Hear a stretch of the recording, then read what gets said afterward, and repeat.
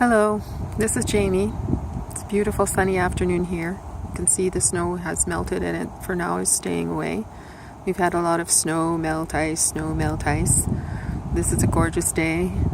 Sitting here without even a jacket, so it is gorgeous. I'm just soaking up beautiful sacred sunshine. What I wanted to say today is how grateful I am to the Indigenous elders of this place. Not only this place where I am right now, but across Canada in the areas in which I have lived.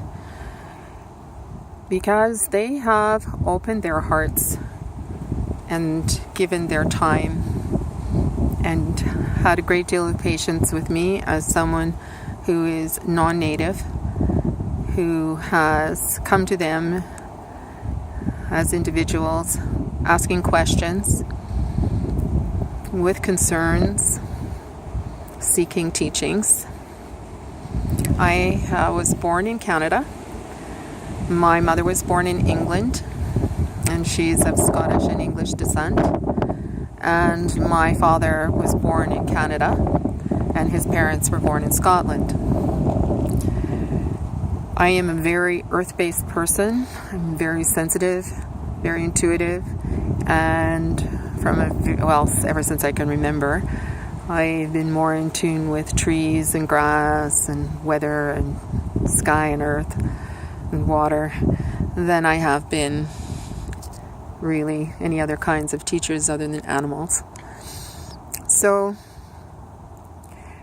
I knew well enough that I wasn't finding the kind of teachings, the mentoring that I personally yearned for, that I needed due to my own personal nature and character.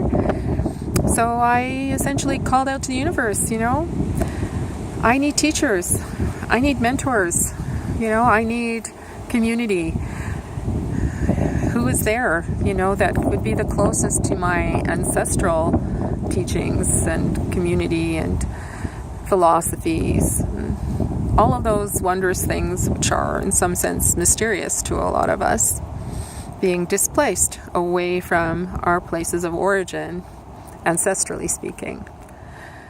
So I ended up exploring a lot of different types of spirituality, but in the end, I connected with a variety of different Indigenous elders from different First Nations over a long period of time in the different places that I've lived within the country of Canada.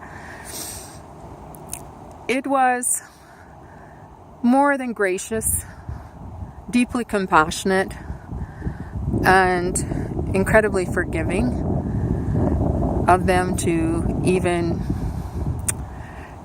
speak to me, in my opinion, due to a lot of the strife and pain and anguish that many elders have been through with residential schools and all the history that goes with colonialism and that is still here with us. So I have never ever taken for granted any of these experiences. I have always felt incredibly grateful, albeit sometimes it was quite painful. But I learned. I got up my courage as a very shy young woman, and I found out from people, what's the proper way to approach an elder? Will they speak to me? Is there anything I should make sure I do not do? So I made sure with every elder that I went to meet with that it was okay for me to go, how to do it in a proper way, and I learned to listen. Do a lot more listening than talking, unless asked to. And that was incredible. It was a great gift. Some elders, you just knew, you found out right away, they were not going to speak with you if you were not native. And I think that is more than forgivable. It's understandable. And I very much respect that.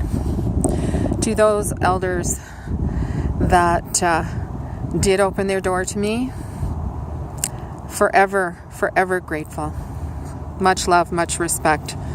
And over time, I can honestly say much love, much respect to the ones who were not able to, who did not want to. That sound coming up is a train. It's crossing a bridge. And the train here, where we are in southern Alberta, historically represents, to me anyway, but I think to a lot of people, massive change. The colonization of the West. The loss of the bison. That sound, just listen to that. That's us. Cutting through the land. That's colonialism. Cutting through the land and pushing back and pressing down on First Nations.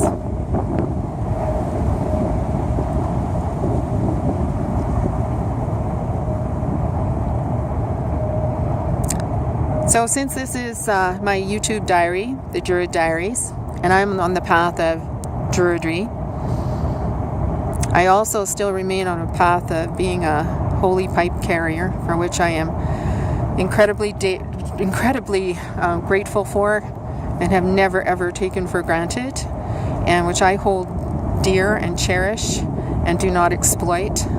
But simply I'm saying this here because at times I have brought it up as it is, to me, still something so astounding that I, as a non-native, actually had that door open to me. I earned it. I did what other people do who are Indigenous in sun dancing to earn that pipe, to carry her, and I take good care of her. So I think that I am in awe, humbly in awe, of how this journey is bringing me and reconnecting me to my ancestors. And I have the ancestors of this land to say thank you to, and to be very grateful to, for helping me get me reconnected with my own ancestors. Great blessings.